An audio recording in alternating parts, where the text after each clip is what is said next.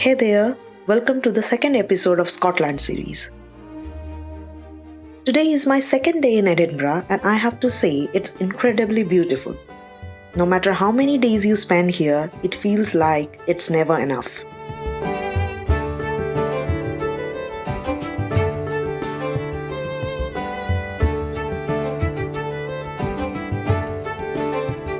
It's a nice sunny day and we are heading to Calton Hill.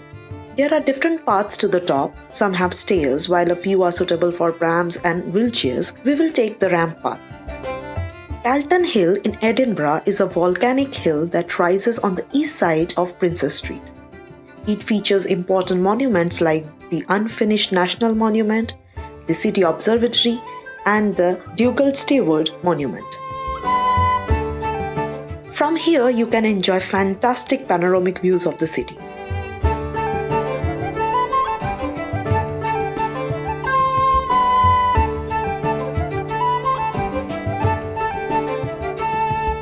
Take a moment to soak in the incredible beauty of this view. You can easily spend hours here.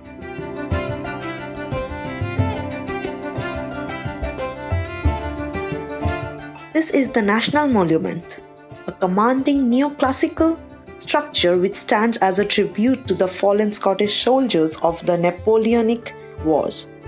The original idea was to replicate the Parthenon in Athens, with each stone matching the size of the ones in Greece. However, only a little over half of the needed £42,000 was raised in a public appeal. Consequently, only 12 columns were completed, earning the monument the nickname National Disgrace. Despite this, it's disheartening to see people climbing on top. I think we should respect the sentiments associated with the place. The hill is also home to the Nelson Monument. Completed in 1816 to honor Admiral Lord Nelson's death at the Battle of Trafalgar in 1805. Similar columns dedicated to him can be found throughout the UK, including the one at Trafalgar Square in London.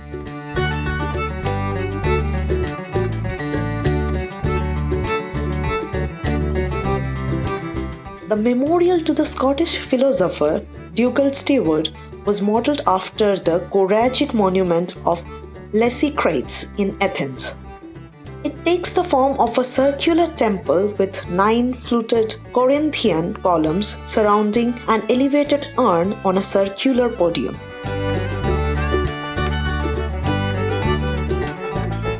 This is the City Observatory, an astronomical observatory in Scotland. It is also known as the Calton Hill Observatory.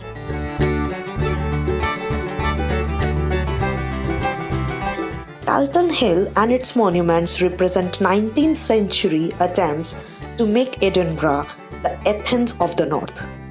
To this day, the hill serves as a testament to Edinburgh's aspirations for cultural, scientific and architectural prominence.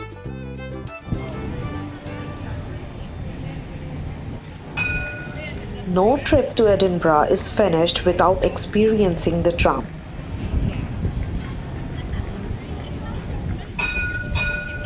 And personally, I adore the sound of its bell.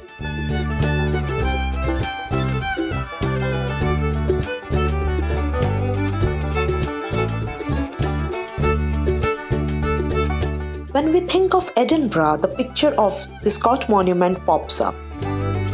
This iconic monument proudly stands in Princes Street Gardens.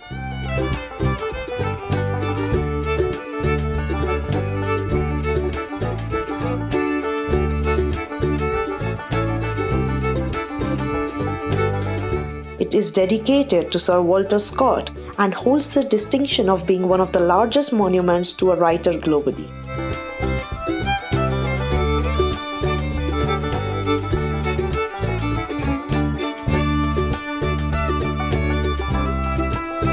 It is open every day and you don't need tickets to visit the monument. But if you wish to enjoy breathtaking views of Edinburgh from the third floor viewing platform or wish to have guided tours, then tickets are available for purchase at the Scot Monument kiosk upon arrival, as pre-booking is currently not an option. let's return to the vibrant Royal Mile, the heart of Edinburgh, for a visit to St Giles Cathedral. This is the statue of John Knox, the founder of Presbyterian Church of Scotland.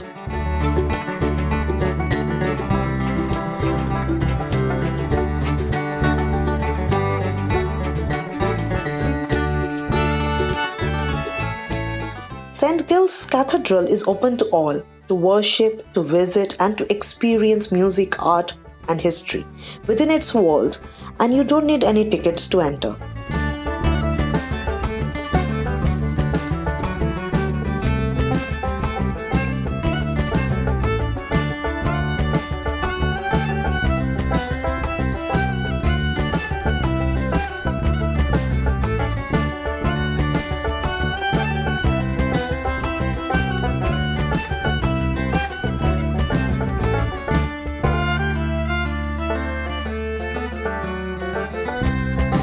The history of this church has spanned 900 years.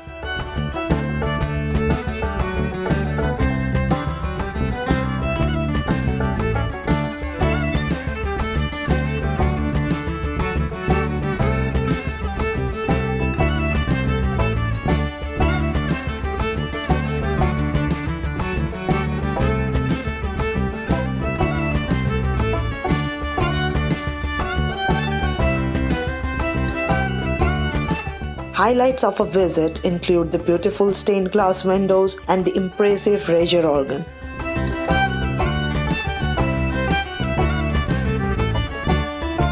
Finally, it's time for the thrilling part I have been eagerly anticipating: exploring the haunted South Bridge vaults. We have booked a tour with Auld Reekie.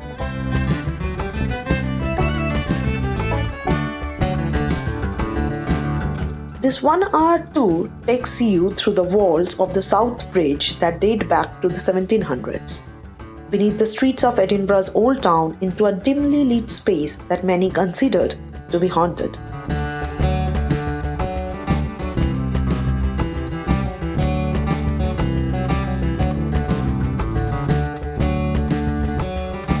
Let's discover what lies inside these vaults.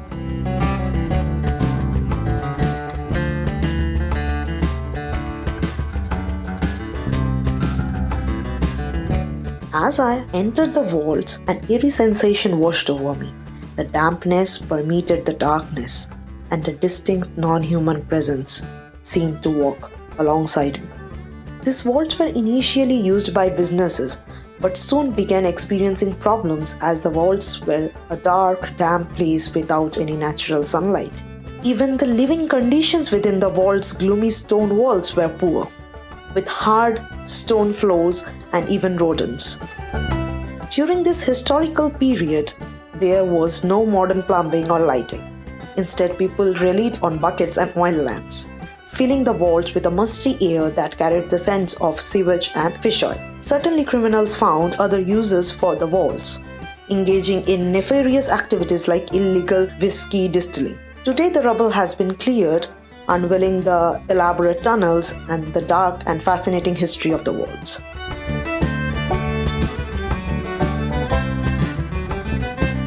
Our exploration of Edinburgh's historic streets, which is crucial for a complete trip, kicks off with Victoria Street in the Old Town. It happens to be one of the most photographed locations in the city.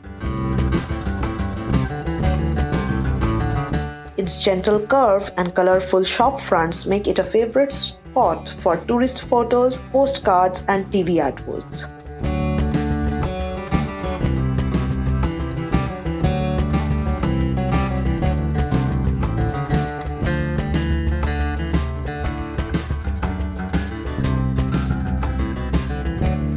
Next on the list is the famous Vennel Steps. Accessed from Grassmarket, you can ascend this historic staircase to the top, capturing fantastic photographs without the crowds of the Royal Mile.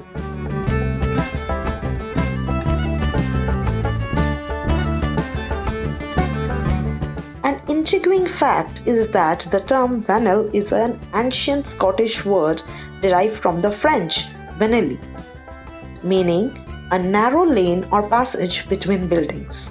It's delightful to appreciate the castle from an elevated perspective, allowing you to truly grasp its colossal scale and grandeur.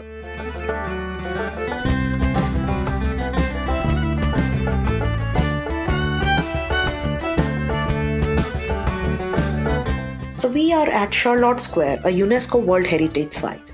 In the middle of the square is the statue of Prince Albert. The garden is private and not publicly accessible. Circus Lane is my favorite spot in the city for a quiet walk and some lovely photographs. It is no wonder every Edinburgh photographer seems to be in love with it. I had seen Circus Lane so many times online before I hunted it out that I was sort of expecting it to be not that pretty in real life.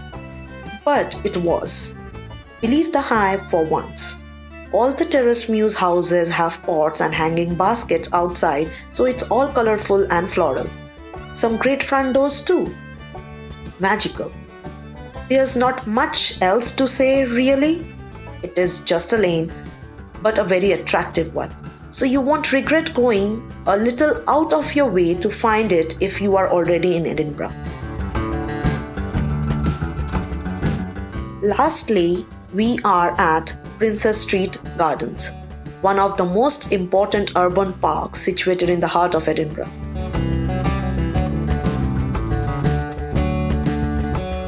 It separates the old town from the new town.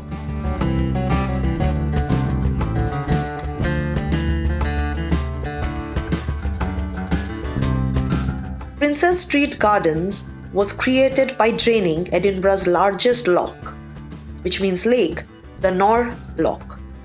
The gardens are beautiful all year round.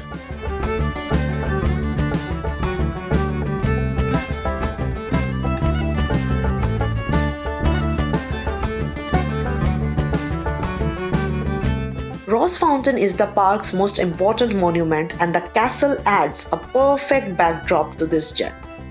Thanks for exploring Edinburgh with us. As the city bids us farewell, our next adventure awaits in the majestic Scottish Highlands. Stay tuned for episode 3 of Scotland series and don't forget to hit that subscribe button.